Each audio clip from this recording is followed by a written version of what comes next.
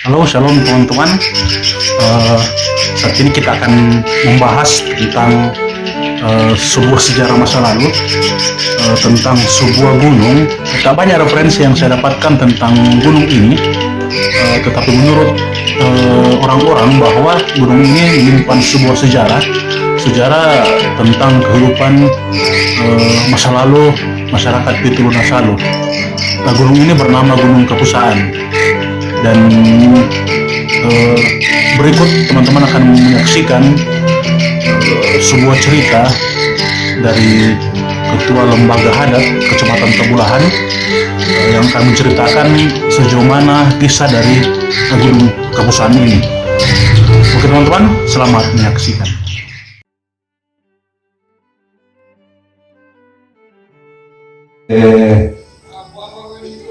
Sebenarnya Gunung Kapusaan itu kita harus bercerita tentang nenek Pungka Padang yang menurut ceritanya nenek Pungka Padang itu berangkat dari Tanah Toraja. Nenek Pungka Padang dia adalah seorang 7 orang bersaudara dan nenek Pungka Padang anak yang terakhir dari ke-7 bersaudara itu. Sehingga pada satu waktu nenek Pungka Padang yang pada saat itu mungkin masih muda, pasti dia mau meminta supaya dia mau mengembara ke Kalambunan. Yang Kalambunan dimaksud di sini adalah daerah sekarang Sulawesi Barat lah. Nah, pada saat itulah nenek Pungka Padang berangkat dari Tanah Toraja melalui hutan rimba dan tidak tahu arahnya mau kemana pada saat itu. Dan secara perjalanan yang dia lalui tentunya hutan rimba dan secara kebetulan dia melewati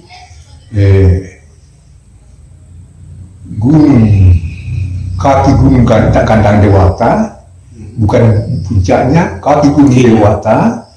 Dan pada saat itulah dia menuruni Tanah Tondong. Tanah Tondong di sini adalah di atasnya desa Sanuleang sekarang, dan dari Tondong menuju ke Sanuleang, dan rupanya pada saat itu, ini mungkin mitos, pada saat itu mungkin dan daerah Tabulahan atau Kapusaan masih digenangi air laut. Ini mitos. Karena pada saat itu juga muncul yang namanya Torijekne. Iya, seorang gadis yang kalau kita bahasakan Torijekne itu bahasa Makassar yang berarti berasal dari air. Perahunya inilah yang dipakai dengan nenek Torijekne dan sudah kawin pada saat itu. Dan terakhir perahunya kandas di Kapusaan. Kapusaan kalau bahasa Tabulahannya Kapusaan, yang artinya kalau kita naik ya kita nyasarnya, tidak bisa lagi kita lihat jalan, guling. Nah, ini terjadi pada saat pengibarannya nenek Pungka Padang. Setelah kandas perahunya di Kapusaan, dan itu dibuktikan dengan penemuan beberapa termasuk, ya ini mungkin lagi bukan mitos tapi yang kenyataan, fakta pada saat ditemu dengan orang Tepuasu, ya memang itu perahunya masih tetap ada dan masih berbentuk perahu, tapi yang mungkin berbentuk yang lain-lain, apakah batu atau berbentuk tanah atau kayu, kita tidak tahu karena yang cerita itu untuk Puasu. Yang pasti ditemukan di atas Gunung Kapusan. Nah, itu keunikannya Gunung Kapusan. Dengan baraannya Nenek Pungka Padang, dia menuruni Gunung Kapusan dan masuk lagi di Sandean, turun di Layang. Layang itu kemarinnya Sandean. Dari Layang turun terus dan menuju ke Buntubulo. Buntubulo yang kalau kita terbalik Kabulahan kita lewati. Ya, dari Buntubulo pula pertama Nenek Pungka Padang dengan rupanya dengan netorjeknya atau mungkin dengan pengikut-pengikutnya bermungkin dibawanya gunung Buntubulo.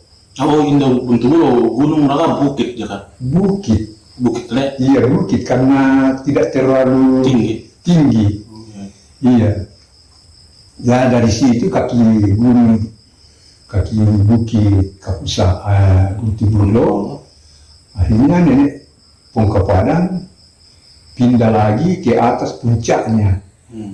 Yang sekarang itu memang ada tanaman, rupanya ada tanaman bambu kuning di atas. Nah, disitulah pemukimannya Nenek Pungka Padang. Buntubulo. Mengenai pekuburannya Nenek Pungka Padang, tidak ada orang yang bisa ceritakan tentang itu, tetapi kita bisa pastikan bahwa Nenek Pungka Padang meninggalnya di Buntubulo.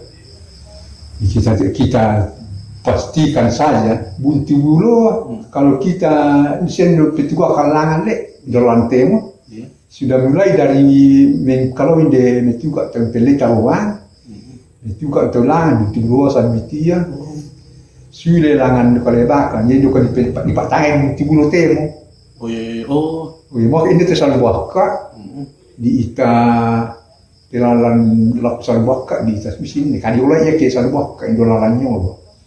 Berarti jalan sekarang yang kalau ke Kabulahan itu deh di Patangan do. Di Patangan Buntubulo. Di atasnya nih itu puncaknya. Iya. Ya di situ nih Buntubulo. Nah lalu belakangan Nenek Pungka Padang tetap kita ceritakan bahwa Pungka Padang hanya kita kenal sisa diri pada Limbulan dan masuk di Tabulahan dengan bersama-sama dengan Nenek Torijekne. Asal usul Nenek Torijekne juga kita tidak tahu. Yang pasti menurut bahasanya, menurut pemahaman sekarang ya itu adalah bahasa Makassar. Jika kita bisa rai-rai mungkin dia orang penyembara di lautan dan penyembara di sekitar Kapusaan. Dan itulah sejarahnya Nenek Pungka Padang yang mungkin ini di dalamnya tersimpan mitos. Karena mitosnya di sini pada saat ditemukan Nenek Pungka perahunya tidak selamanya bisa diulang untuk dilihat lagi. Hanya sekejap kita lihat dan sesudah itu kita tinggalkan tempat ini. Ya kita mau kembali lagi ya hutan rimba lagi. Hanya satu kali saja ya, dan tidak juga direncanakan, spontanitas saja kita bisa lihat. Dan itu ceritanya bukan lagi satu dua orang yang cerita, tapi sudah banyak orang yang cerita.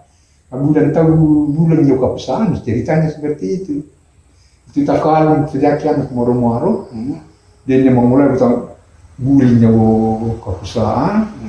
Mak Bing sambil mana hilang di bagian set dan ini dia. Ya bulan tanah atau satu minggu mana. Iya. Yang anehnya kata dia nak deh. Dia jalan terus tidak mati juga. Jadi memang ini Gunung Kapusan memang awal gitu apa ke lautan, kan? Iya. inilah yang kita anggap itu. Dan juga memang ada turis masuk dan meneliti batu-batuannya. Dan dia bilang memang kalau dilihat batu-batuannya pernah digenangi air laut. Menurut itu orang Amerika itu dulu yang karena batunya dia seperti batu karang. Dibawa mana? Dibawa Di PU. Saya juga tidak tahu tempatnya, tetapi ada katanya di situ. Lalu yang ceritanya ini ya begini nih, rupanya ini Kapusaan masih digenangi air laut. laut. Iya kan, kenapa perahunya ada waktu itu? Ya namanya saja mitos. Ya mitos itu bisa benar, bisa tidak. Atau tidak? Iya. Tapi menurut saya tidak terlalu sulit untuk bisa dipercaya kalau kita lihat ini batu-batuannya. Jadi tabulahan umpamanya, batu-batuannya, apalagi di PB itu ya memang seperti batu karang. Batu karang. Iya. Jadi itulah ceritanya Gunung Kapusaan yang sampai sekarang ya kita tidak tahu rahasia apa yang sebenarnya tersimpan di atas. Itu Gunung Kapusaan di mana ya posisinya sebenarnya? Iya, jadi Kapusaan letaknya di dekatnya desa Saguleang, dan kalau kita berangkat di sini di Lakahan, kita melihat terus ke sebelah kiri, dan begitu panjangnya di perjalanan ke sana dari begitu dekat juga di Kapusaan. Sampai di sana ya seperti itu lagi Kapusaan. Dekat tetapi jauh. Jadi Gunung Dewata, berpisah dengan Kapusaan. Oh, berpisah. Iya. Kalau ini Gandang Dewata, kalau bagian timur ke atas, bagian timur teratas dia masuk dalam wilayah Toraja. Bagian ke timur lagi, ya bagian lebih timur ke daerah Luwu.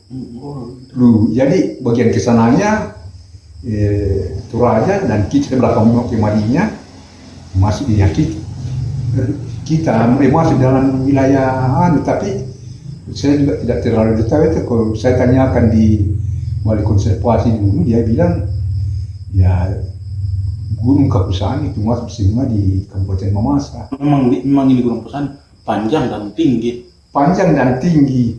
Tapi yang Gandang Dewata tertinggi di Sulawesi Selatan. Iya. Jadi nomor 2 tertinggi di Sulawesi Selatan setelah Latimojong. Jadi Gandang Dewata nomor 2 tertinggi di Sulawesi Selatan. Iya, karena ini Kapusaan berarti dia lebih tinggi Gunung Gandang Dewata dibanding Kapusaan. Iya lebih tinggi. Tapi kalau panjangnya ya panjang Kapusaan itu ya tidak terukur karena sampai di Kenatan itu masih Kapusaan juga. Tapi posisinya itu perahunya Nenek Torijene. Iya. Di bagian sini Tabulahan, Nek. Bagian Tabulahan, persis di Tabulahannya, ya pasti puncaknya itu ada dekat sana. Banyak mitos dan banyak yang temukan keunikan di atas. Apa akan keunikan? Keunikannya itu kalau umpamanya ada orang yang temukan itu perahu, ya untuk kedua kalinya sulit lagi untuk ditemukan. Ya pada saat mau dicari kembali tidak bisa kita temukan. Kemudian ada cerita-cerita mistis misalnya dan penunggunya atau rupanya tidak ada. Hanya yang pada saat ditemukan itu perahu, ya warna dikasih kemudian muram, hujan dan ya angin, badai lah begitu. Ketika mau didapat itu. Iya. Ya hanya itu yang biasa cerita doang. Karena cerita ini, iya, sehingga namanya karena banyak sering terguling. Oh memang banyak orang hilang. Banyak yang hilang. Rupanya ini perusahaan tidak berminat orang daki. Apakah mungkin karena tidak terkenal tingginya? Tapi sebenarnya kalau dipelajari sejarahnya Kalau dipelajari sejarahnya ya lebih bersejarah daripada Gandang cukup Dewata. menarik. Iya, memang itu yang paling menarik. Sekaligus tidak bisa terlepas dari Tabulahan ialah Kapusaan. Bicara Tabulahan berarti bicara Kapusaan dengan Buntu Bulo. Adakah penunggunya? Tidak ada. Ya menurut Anda pastinya itu kan topeng buni Penunggu yang diistilahkan. Kan adanya itu kadang dilihat kadang tidak karena penunggunya itu topeng buni waktu itu. Sina bahasanya itu semua. ini karena banyak orang hilang dia. Iya. Ya mungkin anunya persyaratannya juga kalau naik ya jangan salah-salah bicara. Iya, jangan sembarang bicara, sembarang bikin yang tidak senonoh. Ya langsung ketemu itu oleh penjaganya. Hanya Kapusaan itu artinya tempatnya orang nyasar. Gunung Nyasar. Iya, tersesat. Iya. Tersesat. Gunung tersesat. Gunung, iya. Tapi menurut ceritanya, Indo orang biasa Tomoasu kah? Bagaimana bentuknya itu di puncaknya? Ya, apakah yang bentuk perahu, puncaknya Gunung Kapusaan? Apakah seperti gunung-gunung lain? Ya, tidak aneh boleh karena yang kita dengar dari ceritanya itu orang yang biasa nyasar itu ya ditemukan itu entah dia di puncaknya kah? Itu perahu entah di mana yang pasti dia ditemukan di Kapusaan. Ini masih banyak ke gunung-gunung lain di bagian Tabulahan. Ya, yang kita kenal itu Tanike Tatondong. Buntibulo, Iya. Tanike Puso, Tatondong dan Kapusaan. Itu Kapusaan modelnya dia memanjang Begini. Jadi anak gunung lagi, segiling telan sampai berat langit.